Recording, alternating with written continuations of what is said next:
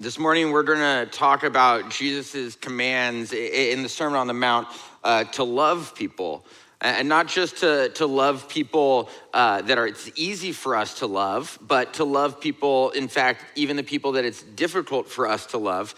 And I'm going to be honest this morning and say that this was not an easy sermon to put together for a host of reasons. And I had to process through some of my own convictions. I had to think about the limitations of my own love in some ways. I had to think about the fact that for many of us, if you've been at church for a long time, this is a pretty standard passage. You know, we've all heard somebody preach on this idea of turning the other cheek, of loving our enemy. It's hard to say something that doesn't get us all to just tune out at the start.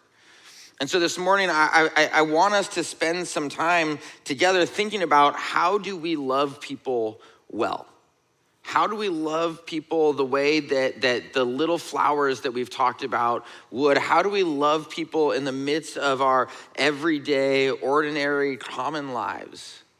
How do we love the people that it's easy for us to love? How do we love the people we don't want to love? How do we love the people that we've convinced ourselves we don't have to love anymore? And last week, we started thinking about what it looks like for us to live this common life of uncommon faith, to be a little flower that glorifies God, that edifies and builds up the people around us, that brings life to the people we encounter each and every day. And it's loosely this idea built out of the life of Therese of Lisieux, this nun known as the little flower of Jesus. And as she had this moment where she realized the call of Jesus on her life, she recounted this in her autobiography as she thought about this call to be this little flower that glorifies God in this way. She said, "Overcome by joy, I cried, 'Jesus, my love. At last I have found my calling. My calling is love.'" My calling is love. I want you to start this morning by grabbing a pen and paper, and there in the pews. If you don't have a journal, grab the piece of paper there in front of you. Hopefully you have one. I made my 5-year-old son in Talia Hall run around here with Jillian stuffing the pews before the services, so hopefully they all got them. But I want you to start this morning by finding a space here at the top and write down at the top easiest and hardest across the way. Easiest and hardest. And then underneath those words, I want you to take a minute, and then I want you to write the name of the person who it's easiest for you to love right now, and the name of the person who it's hardest for you to love right now. Okay, this is for you, okay? Don't show it to the person next to you. Don't, write down your wife's name right now and then show it to her to get some relationship points on either end, right? On either side. Don't write someone's name down and then point at it and laugh together about it, right? This is for you. Who is it easiest for you to love right now? Who is it hardest for you to love right now? And what I want you to do this morning is I want you to keep these people at the forefront of your mind. As we think about love and what it looks like for us to love well, to love people the way that Jesus calls us to love, let's keep these people in mind. These people that it's difficult for us to love, these people that it's easy for us to love. Because Therese of Lisieux was right. Our calling is to love. Jesus gave various commands to his disciples to love people. So many, in fact, that we have to distinguish between them in different ways. There's the great commandment, the second greatest commandment, there's his new commandment. All of them involve a call on the disciples to love people well. It's the regular theme that Jesus invites his disciples into, to love. And John, in 1 John 4, he put it this way, taking it maybe even a step more clear for us. Sorry. He says this at the end of verse 8 in 1 John 4. He says, "God is love. This is how God showed his love among us. He sent us his one and only Son into the world that we might live through him. This is love, not that we loved God, but that he loved us and sent his son as an atoning sacrifice for our sins. God is love. God is love. And this love is always drawing us closer and drawing closer to us. Right? This is love, not that we loved God, but that he loved us and sent his son to be with us. The ultimate demonstration of God's love for us is that God moved closer to us. We sinned and God moved closer. We fell short and God made up the distance. We missed the mark and God still chased after us. And that's the kind of love that we're called to, the kind of love that draws close and is drawing closer to people.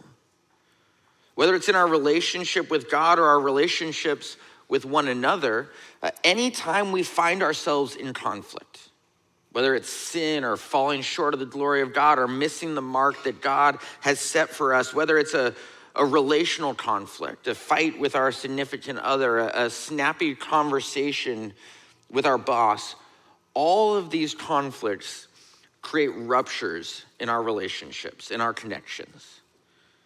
Our sin creates a rupture between us and God. And when there's a rupture in our relationship between us and God, what happens? God moves closer to us. Our arguments create a rupture between us and our spouse. Our screaming match creates a rupture between us and our kids. Our insistence on things going our way creates a rupture between us and our friends. And when there's a rupture in our relationship with other people, then we move closer. We move closer to the repair of that rupture. When there's a rupture in our relationship with God, God moves closer to us. When there's a rupture in our relationship to one another, we move closer to them. And in Matthew 5, starting in verse 38, where we're going to be for the rest of the morning, if you want to turn there, Jesus talks about what this love looks like, what it would look like in practice for us to live out this kind of love that is always moving closer to people, that is always moving closer, even in our everyday, our ordinary, common lives. And so this is what Jesus says, Matthew chapter 5, starting in verse 38. He says, "You have heard that it was said, eye for eye and tooth for tooth. But I tell you, do not resist an evil person. If anyone slaps you on the right cheek, turn to them the other cheek also. And if anyone wants to sue you and take your shirt, hand over your coat as well. If anyone forces you to go 1 mile, go with them 2 miles. Give to the one who asks you, and do not turn away from the one who wants to borrow from you." Right? This is love. This is what love looks like. This is our calling as followers of Jesus. Whether it's the person that's easiest for us to love or the person that it's most difficult for us to love. He goes on and he says, "You have heard that it was said, love your neighbor and hate your enemy. But I tell you, love your enemies and pray for those who persecute you, that you may be children of your Father in heaven. He causes his sun to rise on the evil and the good and sends rain on the righteous and the unrighteous. If you love those who love you, what reward will you get? Are not even the tax collectors doing that? And if you greet only your own people, what are you doing more than others? Do not even the pagans do that? Be perfect, therefore, as your heavenly Father is perfect." Be perfect as your heavenly Father is perfect. Jesus isn't applying some expectation to us that he was unwilling to take on himself. God wasn't applying some expectation on us that he wasn't willing to take on himself. God modeled this love for us. Jesus is our example of what this love looks like in practice, in our everyday lives. And if we're going to grow to be more like Jesus, if we're going to grow to be more like these little flowers, we're going to have to be marked by this love. A common life of uncommon faith will be marked by love, not just any love, but this love that, as Paul put it, is always patient and always kind. This love that is never envious or boastful. This love that is not self-seeking or easily angered. This love that keeps no record of wrongs. This love that does not delight in evil, but always rejoices in truth. This love that always protects, always trusts, always perseveres. This love that always steps closer. That steps closer to the person it's easy for you to love, that steps closer to the person that it's difficult for you to love. This is our example of love for us, that someone slaps you and you move closer to them by offering the other cheek. Someone takes something from you, you move closer by giving them a little more. Someone demands your time and your energy from you, you move closer by offering them more. Your teenager yells at you and slams the door in your face, you move closer. Your friends all go out without you, they intentionally leave you out, you move closer to them. Your boss sends you an email that starts with the dreaded, right, as per my last email. You move closer to them. Right? We aren't talking about great, grand, redwood acts of love here, right? These aren't these magnificent, big acts of love. We're talking about small, little flower acts of love. The kind of acts of love that help people glorify God, that help build people up and edify people, that help bring life to the people that we encounter, the people that God calls us to love in our everyday common lives. And sometimes the most radical countercultural act of love for us might simply be to say, I love you, but that really hurt me. Sometimes it might be to say, I'm sorry for something that you've done. Sometimes it might be to say nothing and just to offer your presence to someone. But every time, in every circumstance, in every conflict, our call is love. Our calling is love. In 1947, Corrie ten Boom, then 55-year-old woman, was speaking at a church in Munich, Germany. And ten Boom had spent 2 years of her life prior to this in the Ravensbrück concentration camp, where she'd been placed after she'd been arrested for helping smuggle Jews out of the Netherlands during the Nazi occupation there. And as she was preaching at this church in Germany, she noticed in the back of the room, as she described, the bald head of a man she'd seen before, who had been a guard at the camp. And she spent the whole sermon preaching, looking at this man standing back there, distracted by his presence. And at the end of the service, this former guard came up to her. And she recounted he came to her and he said, I've become a Christian. And I know that God has forgiven me for the cruel things I did. But I would like to hear it from your lips as well. Will you forgive me? And then he stuck out his hand to shake her hand. And ten Boom wrote this. She said, forgiveness is an act of the will, and the will can function regardless of the temperature of the heart. Jesus, help me, I prayed silently. I can lift my hand, I can do that much. You supply the feeling. And so woodenly, mechanically, I thrust my hand into the one stretched out to me. And as I did, an incredible thing took place. The current started in my shoulder, raced down my arm, sprang into our joined hands, and then this healing warmth seemed to flood my whole being, bringing tears to my eyes. I forgive you, brother, I cried with all my heart. For a long moment, we grasped each other's hands, the former guard and former prisoner. I had never known God's love so intensely as I did then. For Corrie ten Boom, she stepped closer. She stepped closer to the person who had caused so much hurt in her life. She stuck out her hand, she shook his hand, she said to him, I forgive you. And in so many ways, it's a simple act, right? All it was shaking an extended hand. It was just a small act of meeting this person in this moment, of physically moving closer to him in this moment. And at the same time, it was a radically powerful act of uncommon faith. There's nothing that Corrie ten Boom could have done in that moment to make things right. All she could do was trust Jesus' example and move closer, step closer to this person she knew that Jesus had called her to love. And there's a way to hear the story and to take away this thought to say, well, if Corrie ten Boom can love and even forgive the person who brought about so much pain in her life, why can't we? And I think there's a tension for us to feel there.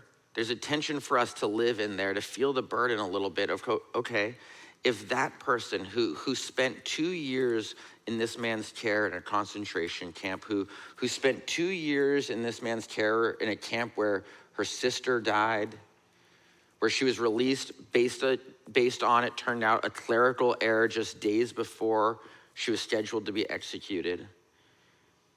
If she can forgive this man, if she can move closer to this man, why can't we? And yet at the same time, I think that can be a little unfair to us. That can be a little unfair to us and the circumstances we find ourselves in, because certainly there are moments in our lives that our circumstances looked something like hers to a much lesser degree, right? The person who wounded us was distant from us, was far from us before they hurt us, and they're distant from us and far from us after they hurt us. But my guess, and it's just a guess, is that if you look at the name on the paper that you wrote down, the person that is hardest for you to love, it's probably not someone who is distant from you. It's probably not someone who was distant from you before there was a rupture in your relationship. It's probably not someone maybe even who's distant from you now. Because the reality is that for all of us, the closer someone is to us, the more they can hurt us. The closer we are to someone, the more we can hurt them and injure them. And for almost all of us, I'd say the person that is most difficult for us to love is someone who was very close to us and hurt us. Someone who's very close to us and there's a rupture. Someone who at some point in our lives we would have been near to. And when we embrace our calling to love, we have an opportunity for us, just as ten Boom said, to encounter God's grace in a new way. To encounter God's love in a way that's more intense maybe than we ever have before. Mark Twain is quoted as saying this. He said that anger is an acid that can do more harm to the vessel in which it is stored than to anything on which it is poured. And when we fill our hearts with an eye for an eye mindset, when we fill our hearts with anger and malice, when we fill our hearts with frustration and thoughts of getting even, all we do is store up in our own hearts an acid that does nothing more than tear away at us, that does nothing more than harm us, the vessel in which it's stored. Or when someone wrongs us, when someone wrongs our friends, when someone wrongs our family, we all want to believe, or at least we all, I think, do believe that we're just one act of revenge away from getting even with them, right? We're one snide comment away. We're one bombacious side eye away. We're one mean comment away from getting even with this person. From getting even with this person and making it right. And we all know that that's wrong. We all know that that's not true, whether it's from experience or just we can rationally see it. And yet at the same time, we all know that we think it.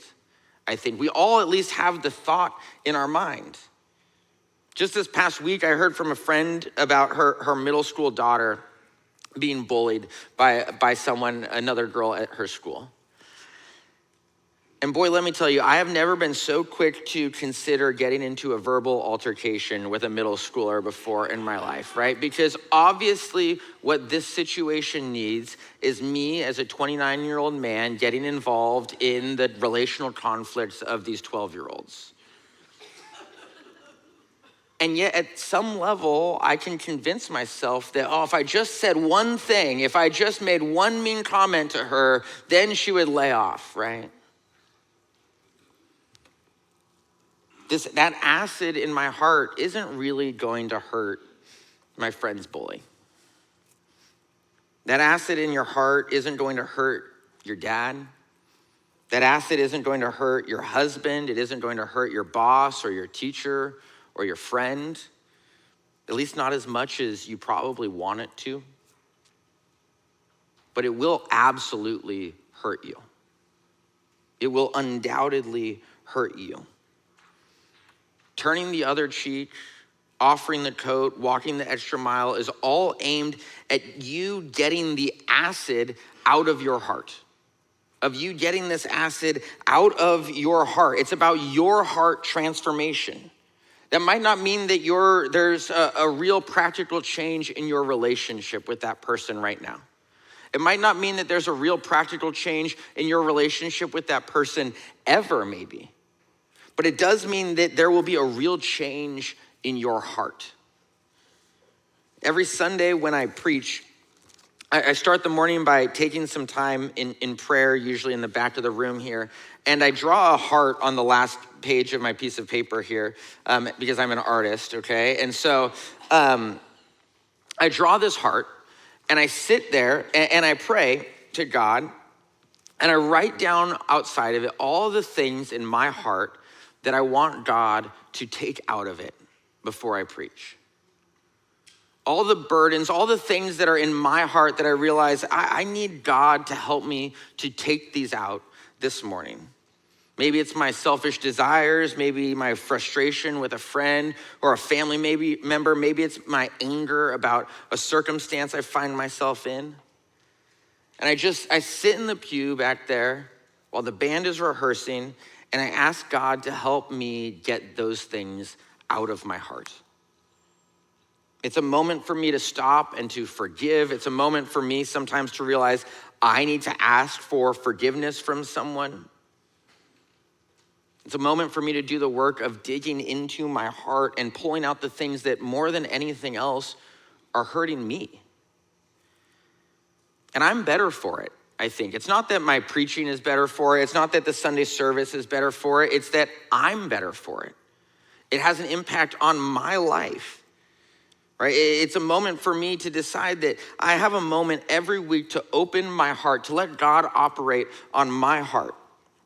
Opening up different nooks and crannies of my heart, pulling out acid that sometimes, I'm gonna be honest, I didn't even realize was there until I sat down and asked God to do the work. And every week, my life is made better because rather than living a life full of this acid, this eye for an eye mentality that eats away at me, I can live a life that's full of the life and life to the full that Jesus promises me. That doesn't mean that it's easy. In fact, sometimes it's actually quite painful, but it's worth it.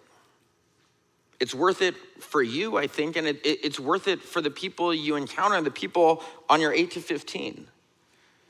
You know, one way we think about these 8 to 15, this idea of 8 to 15 is that there's these 8 to 15 people who have what we'll say is a front row seat to your life. And the view from the front row of the life of a person who's willing to live out this kind of love leaves an impression on people. People don't expect anyone to be loved in a way that keeps no record of wrongs.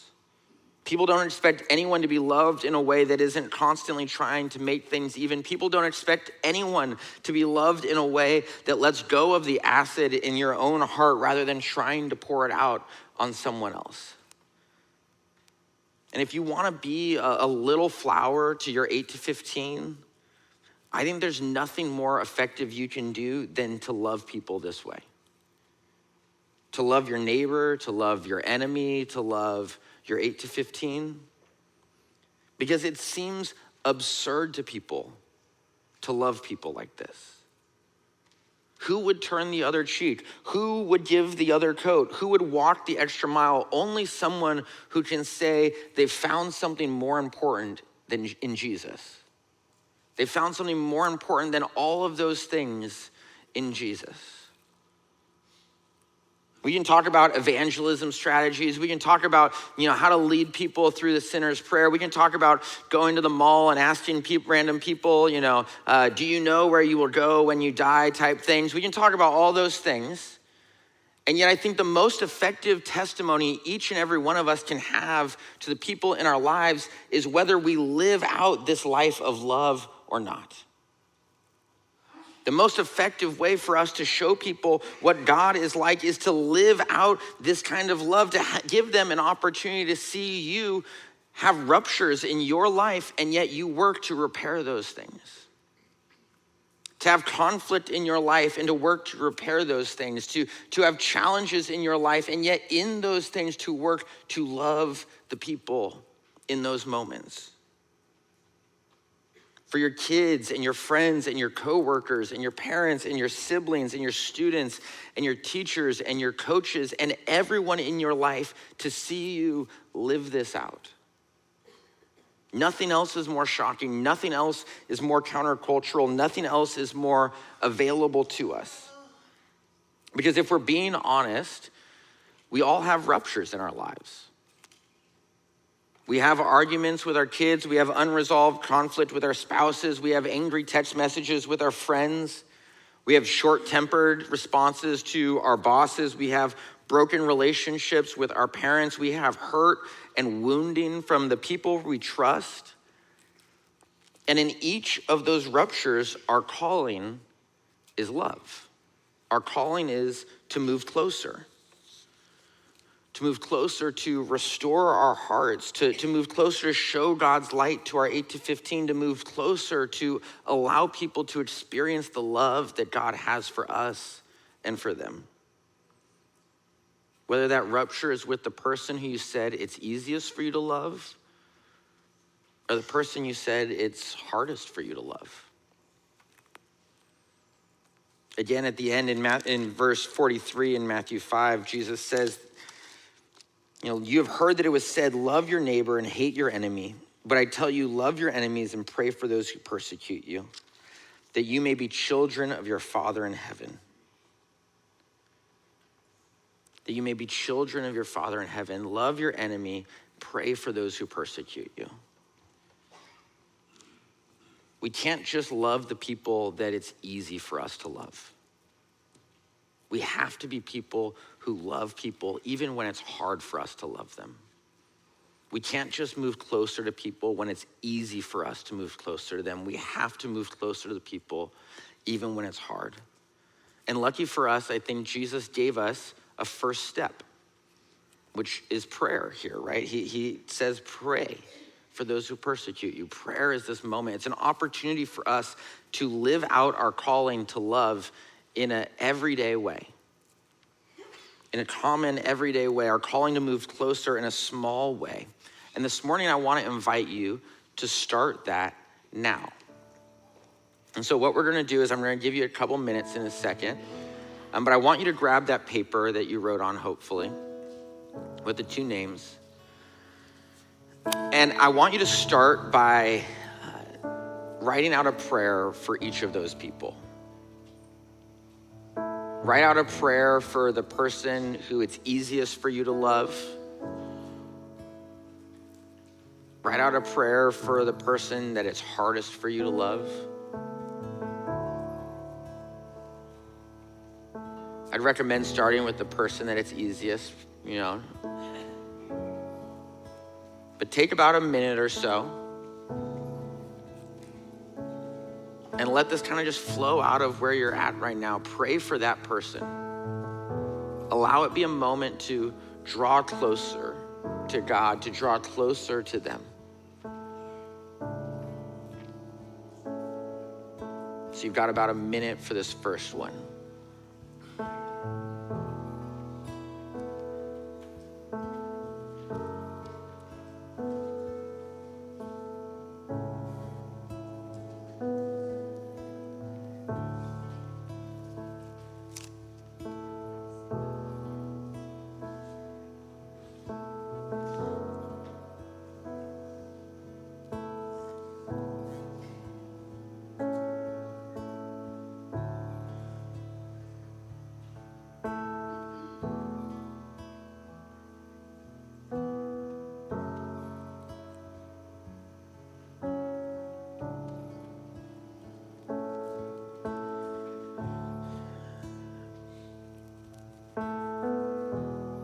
then I want you to move on to the second one, to the more challenging one.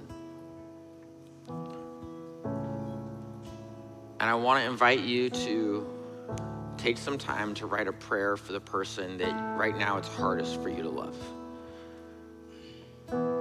Don't be petty, okay? Don't pray that they'll come apologize to you. Don't pray that they will make a concession to you. Don't pray that they will see that you are right. Pray for their flourishing. Pray for their success. Pray for their restoration. Pray that God would open up doors for you to repair, for you to restore the rupture there, for you to draw closer the way that God has drawn closer to you. Just take a minute there.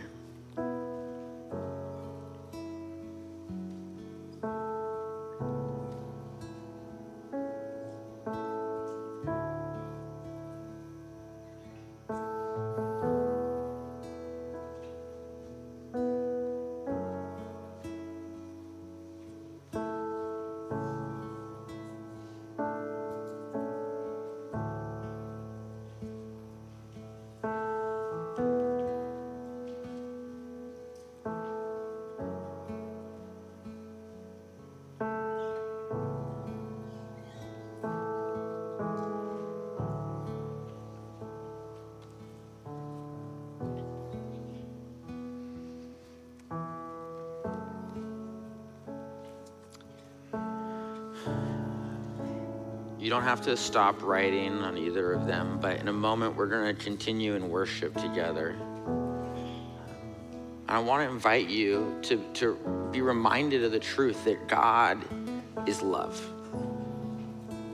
That God always draws closer to us, that he's always drawing us closer to him. And that we have an opportunity to choose whether we want our everyday lives to be built on this love that God has for us, this love that God invites us into, or to be built on anger and frustration and hurt and all these things that are eating away at us.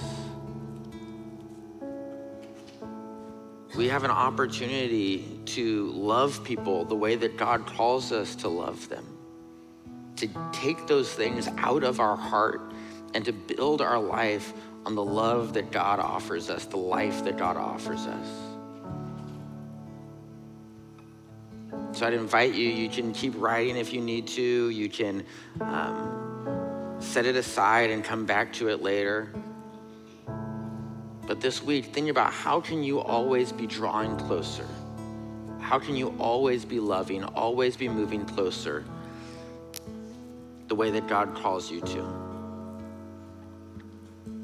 Let's worship together.